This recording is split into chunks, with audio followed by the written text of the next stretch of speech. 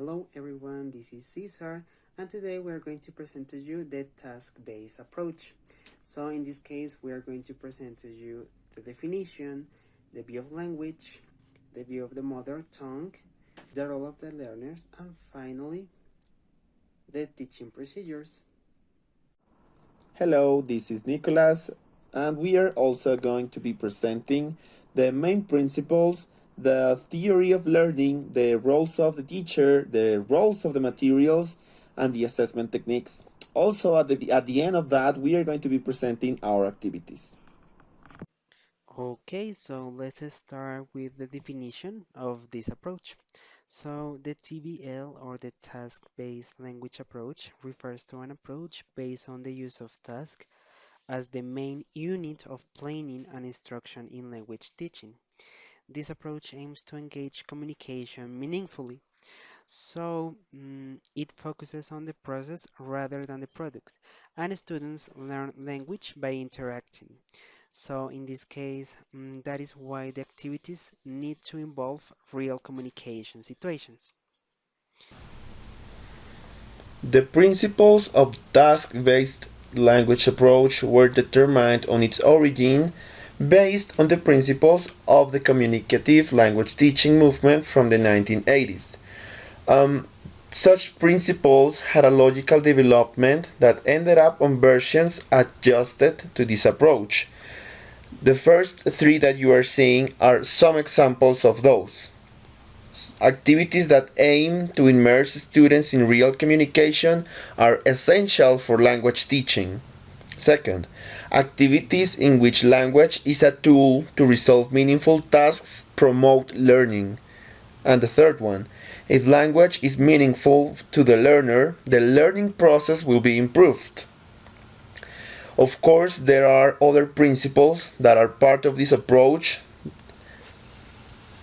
Those are the four last that you are seeing. The first one, activities should have their focus in the form and not in the product.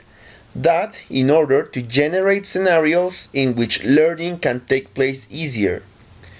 Second, tasks provide both the input and output processing necessary for language acquisition. Third, task activity and achievement are motivational. And last one, specific tasks can be designed to facilitate the use and learning of particular aspects of language. We are going to see the view of language. So language in this approach is a means of making meaning. So the task focus on meaning, therefore the assessment, it is in terms of the outcome or the result, and the instruction of the tasks don't concern about language display. In this approach, language could be seen from three models: the structural, the functional, and the interactional. The structural model has to be with the curriculum and how the program is organized based on the linguistic system of language. For example, based on the grammar and syntax of the language. They are organized from the easiest to the most difficult. That what it is questionable because sometimes, for example, they organize it considering that the present simple is the easiest one, or maybe that the verb to be.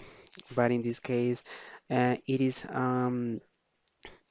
subjective and it depends on the student and what the student considers the easiest topic.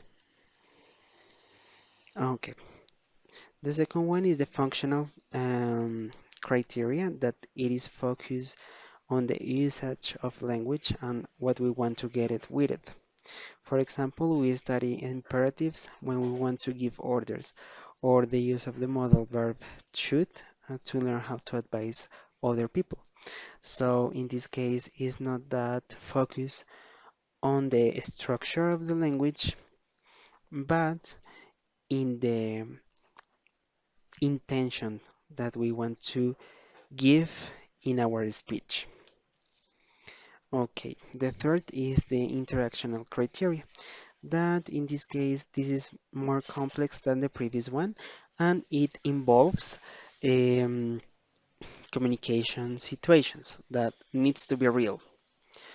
Okay, language is mainly viewed as a way of communication. Therefore, in this approach, speaking and trying to communicate with others is the basis to acquire the second language in TBL.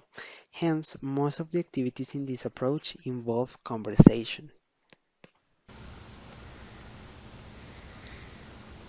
Okay, continuing now with the theory of learning.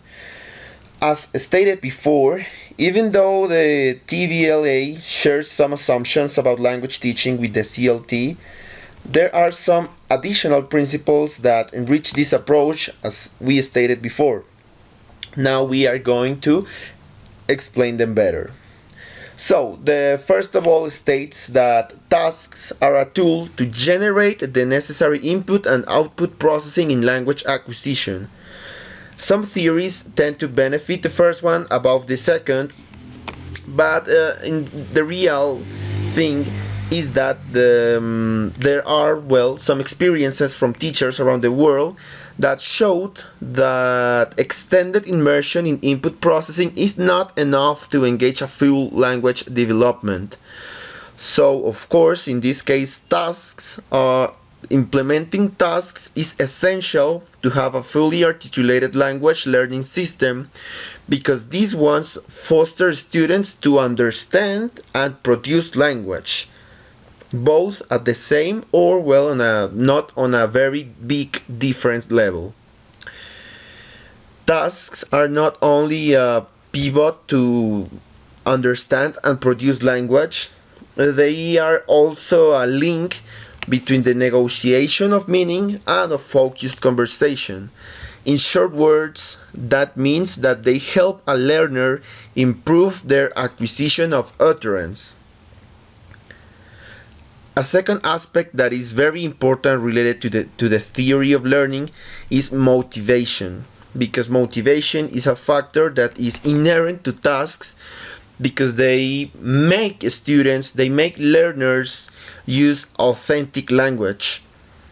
Even though tasks vary among themselves because some of them tend to, for example, physical activity, other ones more to collaborative cognitive activity, all of them encourage teamwork and other aspects in which communication and authentic use of language is essential. The motivation is also important in here because since the tasks are supposed to be easy to understand, students naturally repeat them so they can check and they can compare their performance with the first time they perform that tasks. One last thing important here on the theory of learning is that tasks can be shaped in order to enable development of fluency and linguistic accuracy depending on, of course, the learner's needs or the learner's skill language level.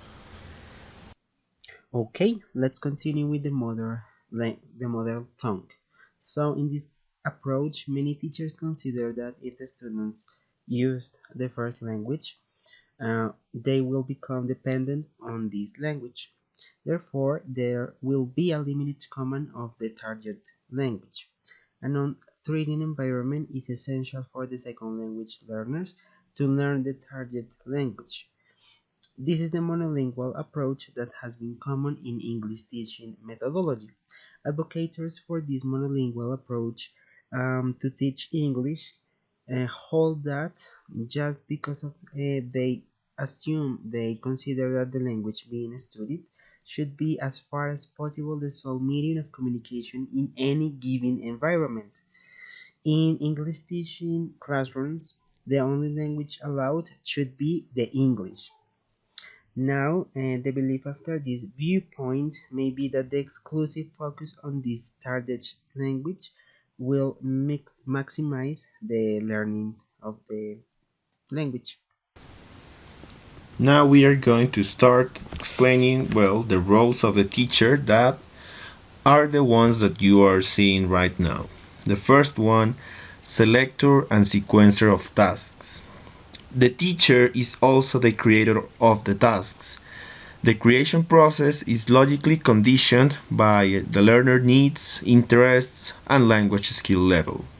Second, preparing learner for tasks. It is necessary to have a warm up before immerse students in the task performing. This warm up includes extra explanation of the task, question answering, a small demonstration of the task procedure, etc. Third, consciousness raising. Teachers should make students notice critical features of the language to use on the task.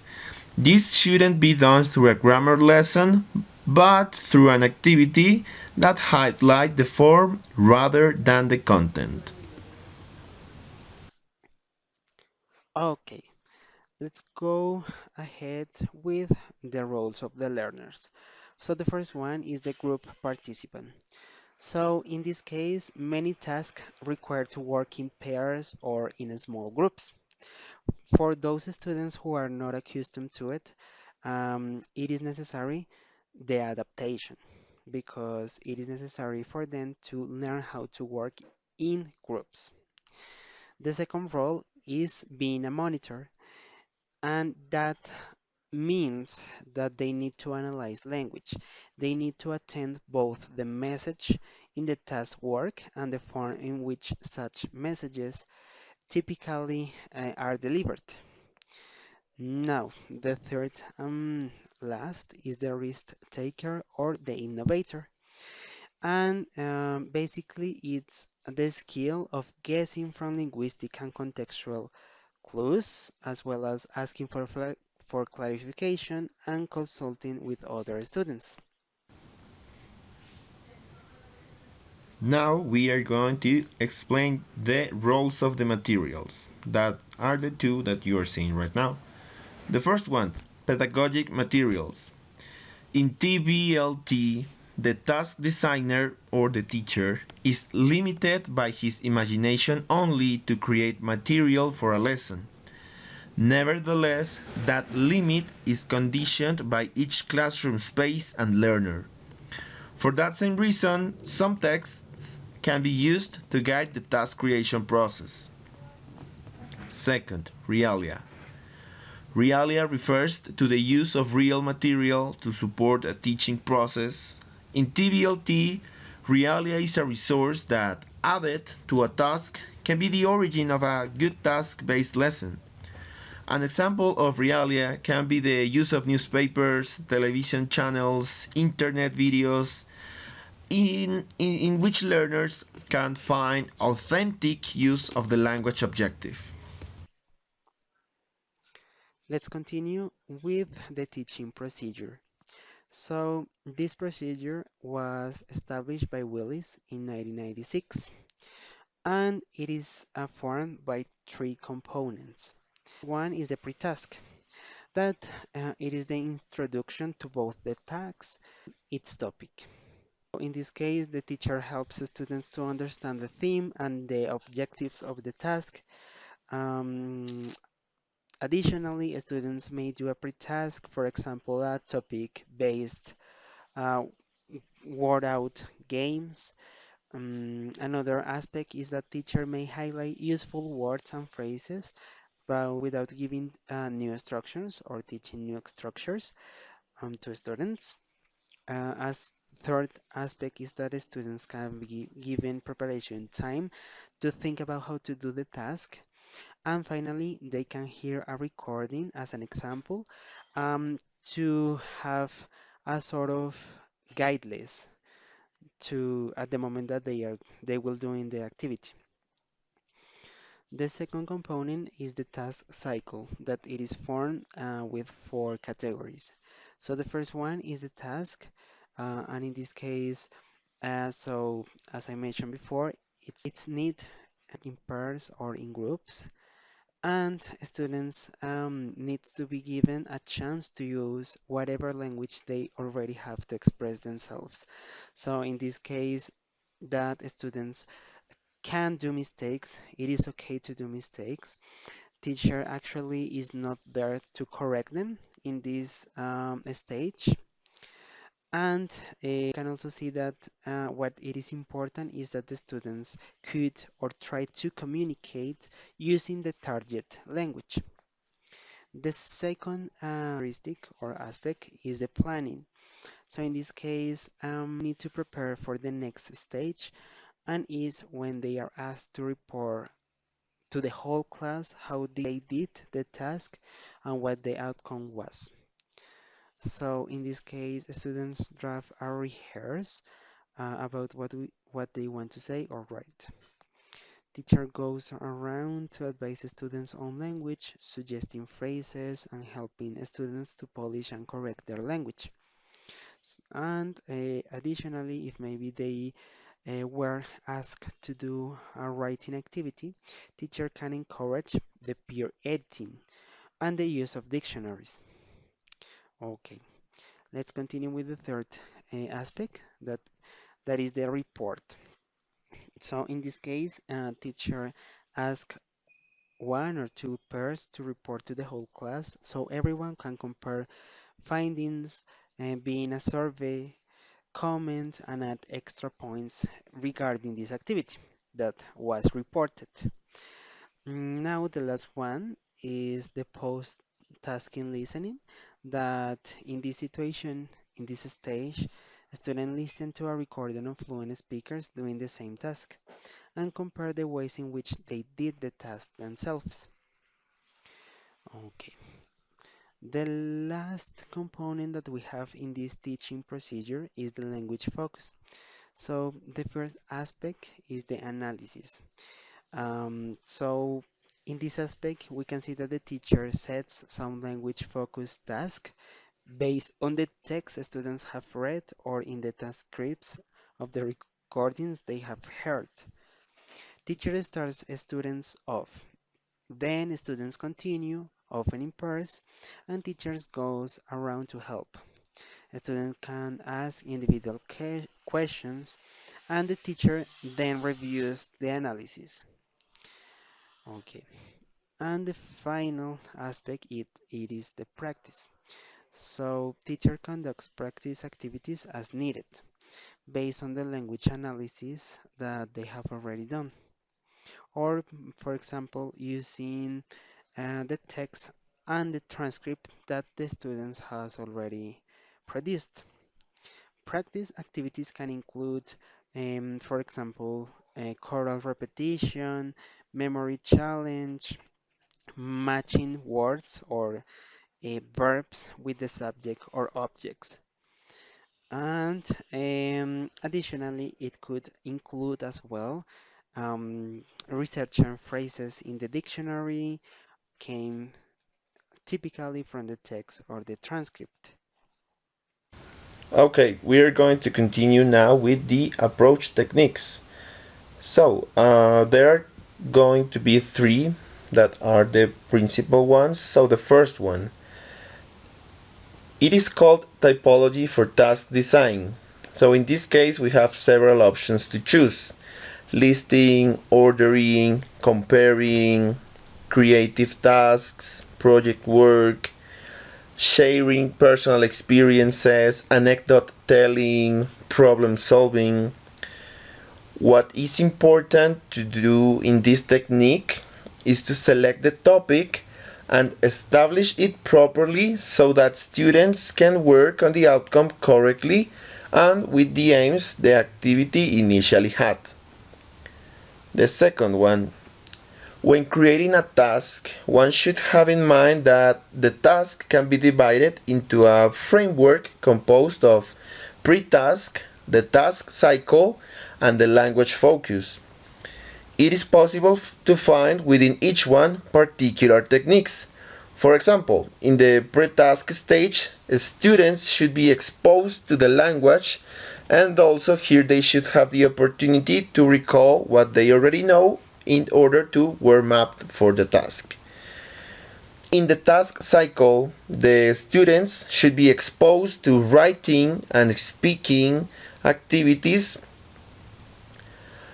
Here, the students should also start working together to learn from each other. So they should hear, and they should produce language. In the last stage, students should aim to reflect upon language features, and those can be done through language analysis activities, for example. The third technique. According to Pika, Kanaji, and Faladun, there are different task classification. These people divided tasks by their type of interaction as well as goal. So these ones are jigsaw task, to combine different pieces of information to form a whole. Second, information gap task. Students have to negotiate among them to form the correct order of the information that each of them have so they can complete the activity. Problem solving tasks. Students receive a problem and a set of information and they need to figure out a solution with it. There is usually only one outcome. The next one, discussion making task. Students get a problem to discuss through negotiation to choose the best possible outcome. And the last one, opinion exchange tasks. Students engage in discussion and exchange of ideas. And of course, that it is possible to not reach agreement. So, the next thing that we are going to explain to you are the assessment techniques. The assessment techniques are conditioned by the task and the activity that is going to be performed on each lesson. Taking into account the activities that we are going to explain to you in just a moment, we will share the next type of assessment in TBL, and that is the direct assessment. The direct assessment is related to the last technique we shared before. Why? Because it involves measurement of language abilities by implementing tasks where the one who is being tested and his performance is incorporated into the task itself. For example, to make it easier to understand, information transfer tests like, as stated before, information gap tasks or opinion gap tasks. Now, in order to develop better the definition of information gap tasks and opinion gap tasks that are the principal characteristics of our activities, I'm gonna share you, well, a deeper explanation. So, in the information gap tasks, the principal objective is to share information between learners in order to successfully complete a task. In short words, that's it. And in the opinion gap task, the principal objective is for learners to share the way they think about something and their personal preferences, attitudes, or feelings when completing a task. So, we are going to present now our activities. Something you have to take into account for this is that, well, the first is that the population we chose is fourth and fifth graders, of course, of primary school. Our main purpose is to prompt them to use language in real situations of the real world. Okay, so we're going to continue with the first activity that we have proposed. So in this activity, we choose the strategy of the sharing personal experiences. So the subject or the topic, it's going to be the pets. The objective of this task is that students should be able to tell information about their own pets as well as to give information about other people's pets. In the pre-task phase, we are going to make a presentation, Nicholas and I, as an example of the task in which we pointed out vocabulary about pets in front of the whole class. Now, the task cycle. So, in the first aspect, the task, students will do the task in pairs and they are going to discuss and share information about their pets. The second aspect is the planning.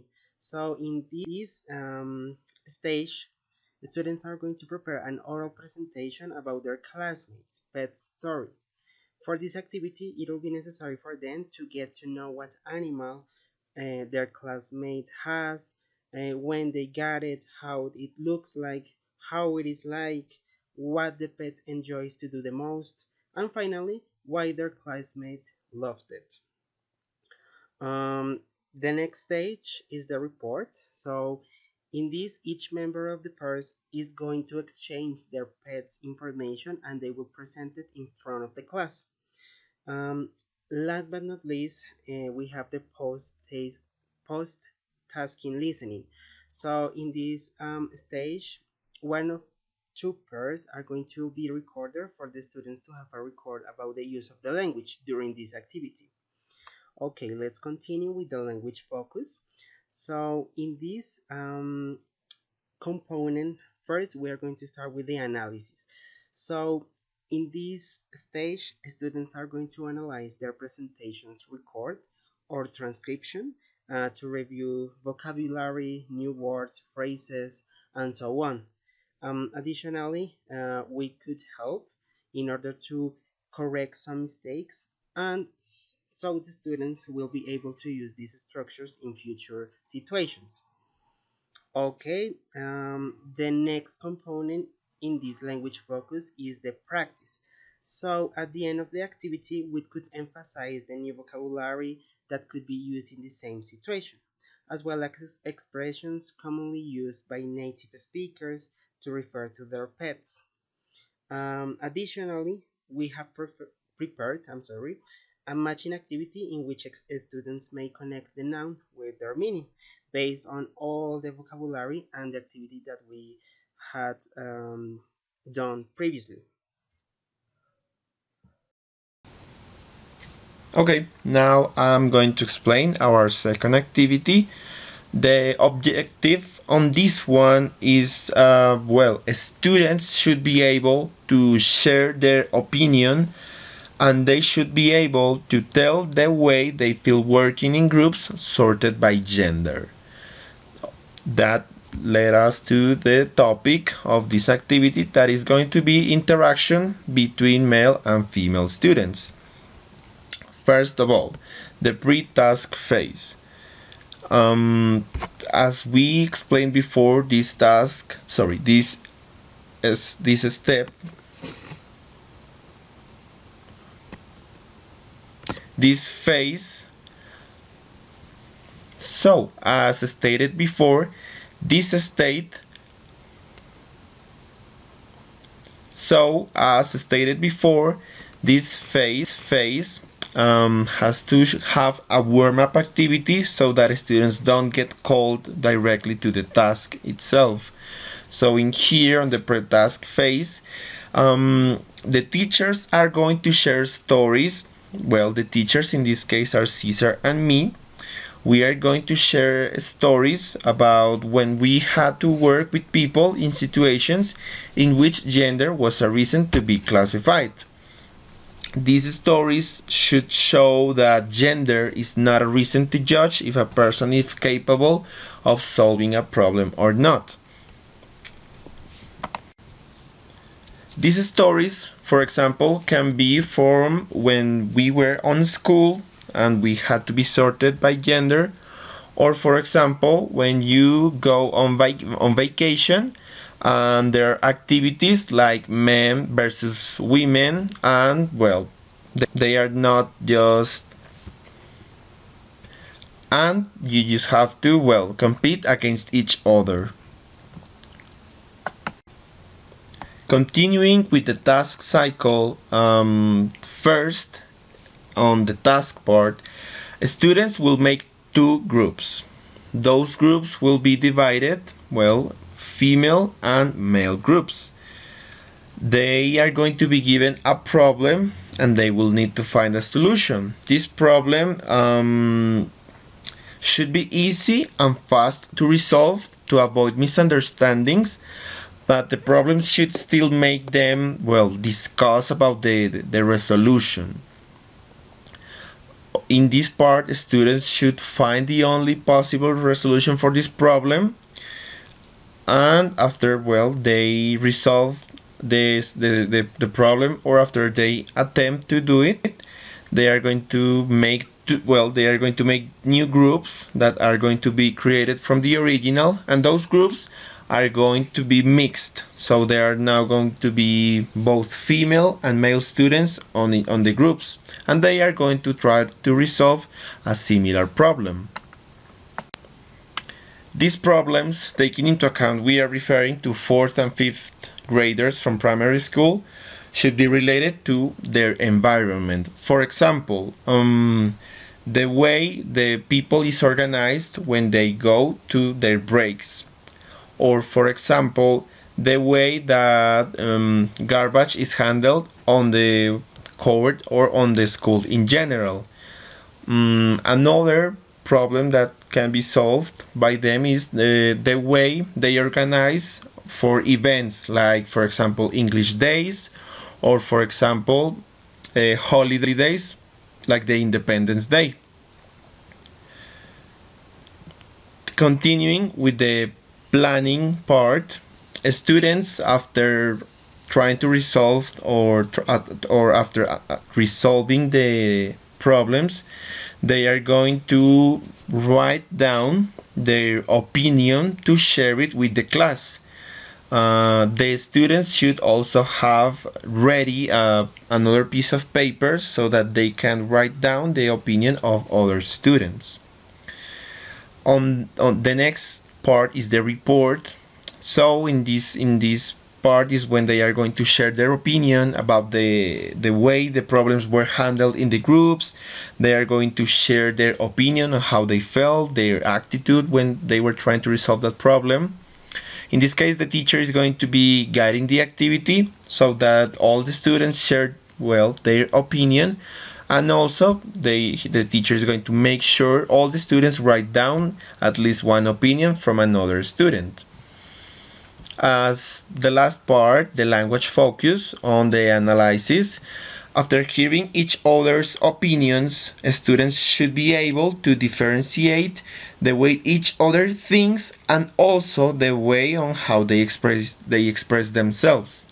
In this part, I am sorry, the students should focus on the new expressions and on the new vocabulary the other students use, and the vocabulary they used throughout the activity.